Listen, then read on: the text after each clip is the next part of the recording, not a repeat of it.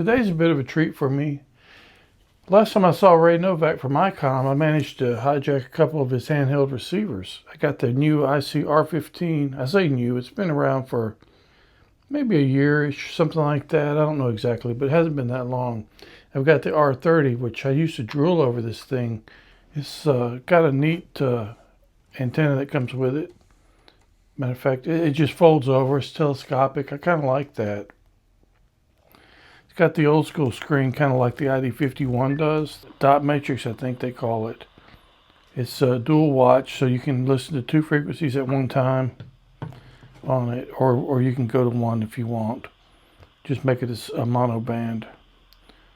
It's really cool radio, but like I said, it's discontinued, so we're not going to focus on that one too much. Before I get too far, I meant to mention that the IC-R30 covers from about 0.1 megahertz, I think, to 3.3 gigahertz, if I'm not mistaken. So it's got a super wide range to cover for receiving here. And it's also got a lot of different modes as well. On the left, I got the IC-R6 here. It goes from 0.1 megahertz to 1309.995, I think, if I remember right. It's a pretty basic interface. Let's turn it on and take a quick look at it. Hope you can see the screen. It's not the most vivid screen in the world, although it's functional. It's a little bit hard for me to see if there's any glare at all. But the user interface is pretty basic. It's got a speaker jack on the top. I think you can plug in the earbuds in it, but I haven't done that yet, but they should work fine. I've got the channel selector or VFO knob here on the top. On this side, we've got a function button and attenuator / squelch button to open the squelch up. Got the volume controls here on the left on the front. Band, tuning steps, mode, VFO, and memory toggle, and then some other sub functions in there. The power button's right here on the front as well, so you hold it down, turns it off. The thing that drew me to this one thing was the size. It's pretty small compared to these three. It's downright tiny. So you can see it's pretty small little radio, but the size wasn't as big of a deal to me as the batteries. Wasn't aware that you could charge the R15 with the USB-C cable, which to me that's huge. So you don't have to go to the cost of buying extra batteries. But this one uses AA batteries. Rayovac. I put these Rayovac high energy ones in there. It's actually the same pair of batteries that I put in it when I bought the thing, and so it lasts pretty good while. Let's take a look again at the screen. Okay, the screen's on. It's got a backlit display, which is kind of, again, it's hard to see. You can change the bands by tapping the band button there. Just toggles between them. Weather, so forth. To go into the setup of it, you hold down the second button, which has got set in the middle.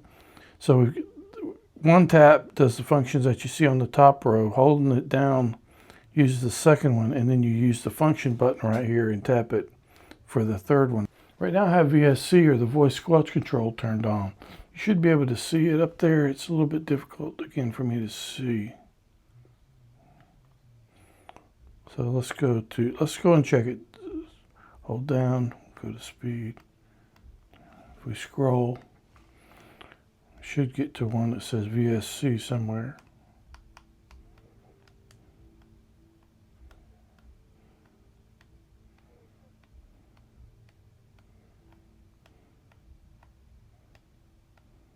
There, VSC. It's off. If you're not familiar with VSC, the voice squelch control is pretty amazing. I just recently learned about it, to be honest with you. So you know when you're scanning a band and you get a bunch of noise and it just stops and sits there, and you have to listen to that noise over and over and over every time it circles around and gets to that point, or you have to lock it out. Well, the voice squelch control looks for voice, according to the documentation, it looks for voice characteristics on the signal. It's not perfect, so I guess it depends on what the noise is actually coming from, but it removes most of those places that it stops when there's nothing there. So all I really care to hear with my ear is people conversations, you know, somebody talking. So that helps a lot with that. It's been a nice little radio. The receiver is pretty sensitive on it. It has pretty wide coverage, which I thought I needed, but honestly I haven't used that much. I did listen to, when I was in Tennessee in the mountains, I did listen to some shortwave stuff one evening, but otherwise I normally listen to airband with it mostly. So I also listen to the FM broadcast band with it. It picks up the frequency fine, the band fine. It's just a little bit high pitch for me. So the R15 sounds way different. It's got actually an FM radio mode, and it sounds a lot better to listen to.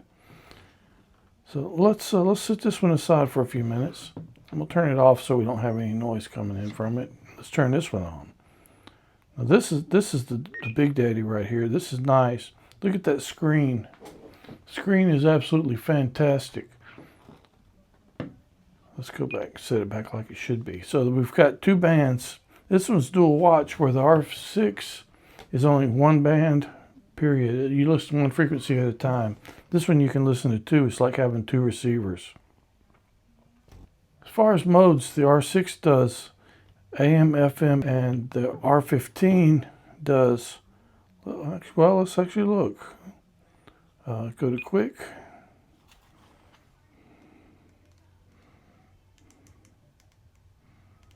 Mode. FM narrow, AM and AM narrow. That's all. The frequency coverage is a lot less over here on the 15. But what it does better to me than the R6 even. I don't have any way of testing this, but I think the receiver seems to be maybe a little more sensitive. It's kind of hard for me to tell for sure. So what they would do is swap the antennas and look at the signal strength, and they're both very close. Seems like the 15 may have had the edge on it, but it's kind of hard to really tell 100%. But the screen is a clear winner to me right there. That screen is absolutely fantastic.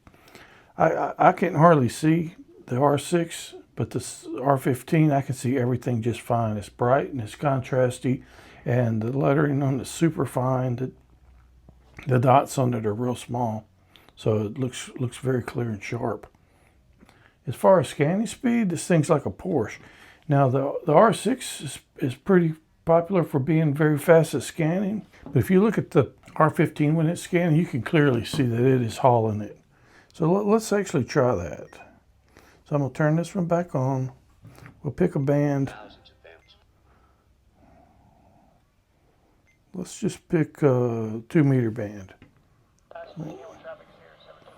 I'm going to go to, on this one, I'm going to turn off that sub band. So we'll do that. We'll go to 2 meter band on this one. Let's go to quick. Oops. Quick. Band.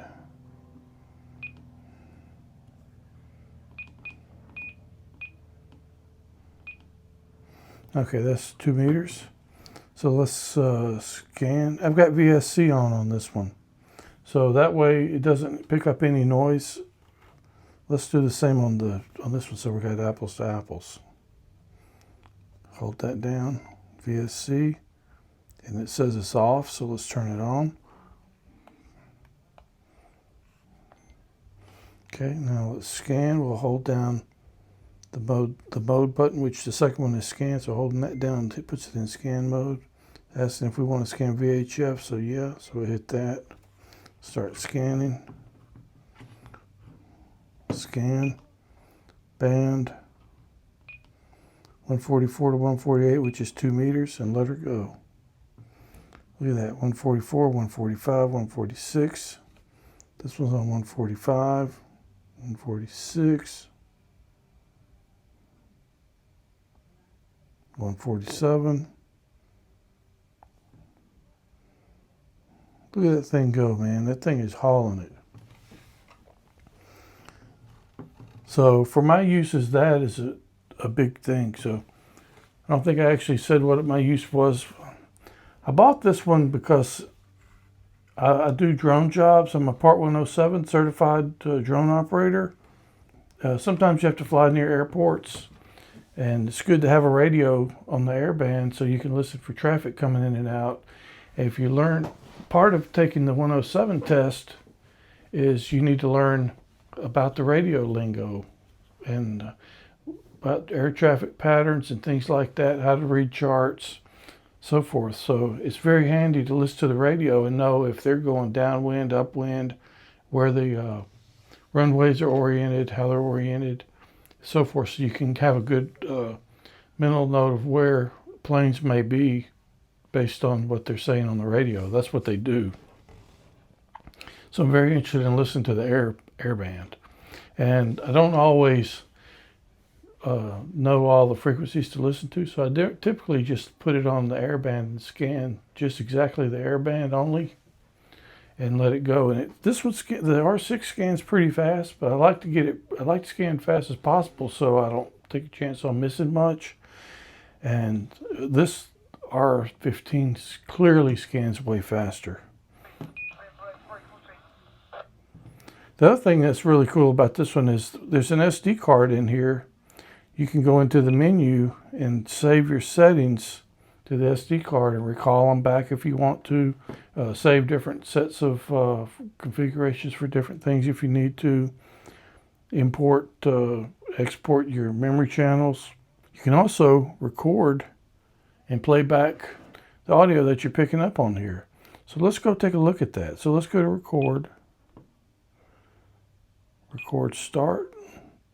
Let's do that. Recording started. And hopefully we'll find something.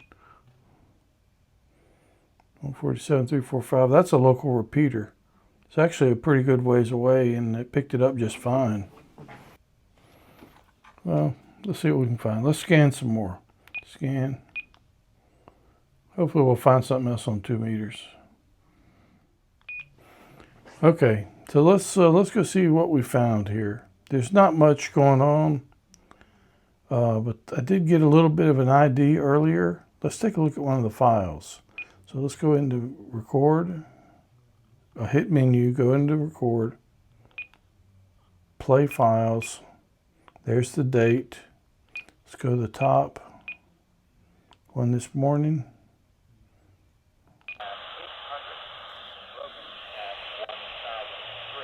Picked up some stuff on the airband.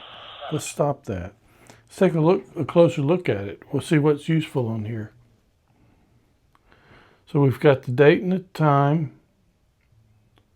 It's AM 119.125, and that's how long it was. So you've got the frequency, the mode, the time, and the date, which is really good. So if you're scanning and you're recording, find something that sounds interesting, you got all the information there. You can go back and tune your radio and listen to that more if you want to. One other cool thing that you've got on here, which I think it's on some of the other ones as well, but still, let's take a quick look. Let's go under scan. Auto memory write, auto MW. So what that does is it'll scan a band or whatever, and it actually writes the frequencies that it finds something on into the radio, into a special band. Let's go to menu, memory channels, auto memory channel, memory write channel, auto MWCH. Anything it found that would put it in here. Let's just try it. Go back to VFO, scan, auto MW, band, and we'll do the UHF. Clear them all, yes.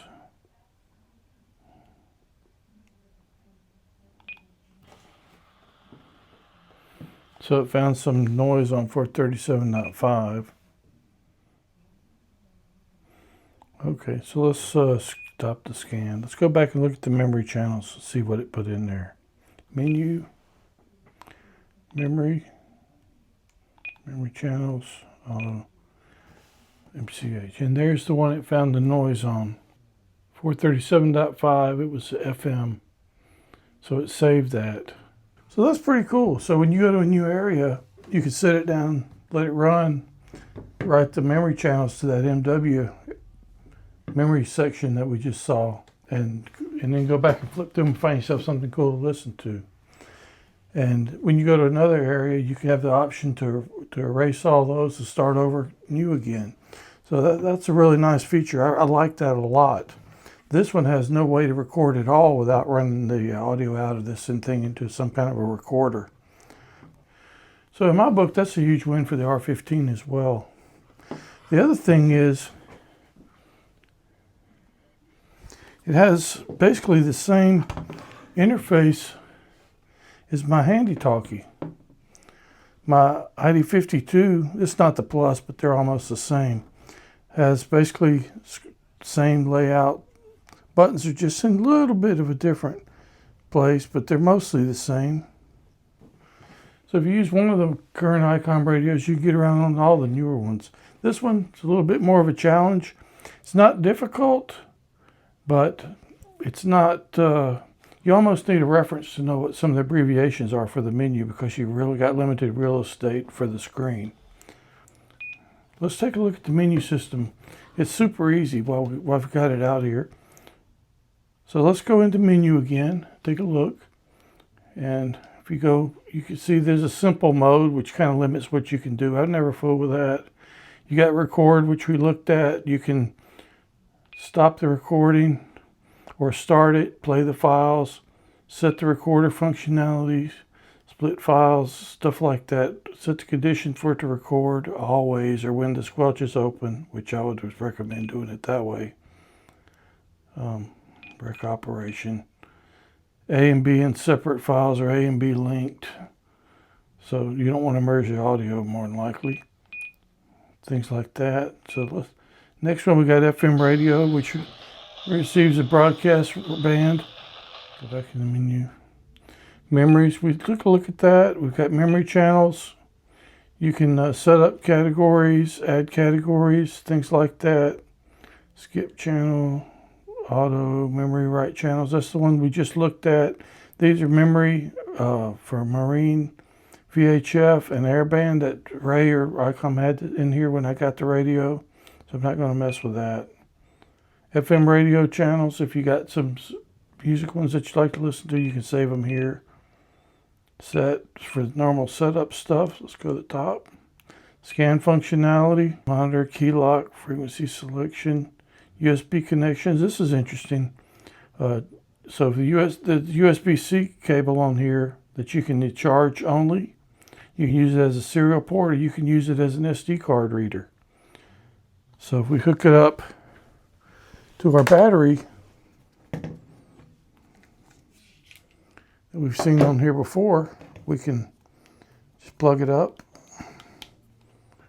and you see this little lightning bolt that the battery's charging.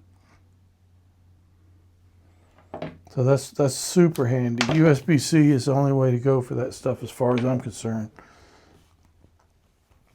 There's none of that on the R6. You just change the batteries or put rechargeables in it and plug it into a wall or some type of an adapter that'll get you to the right stuff. So it takes a specialized adapter.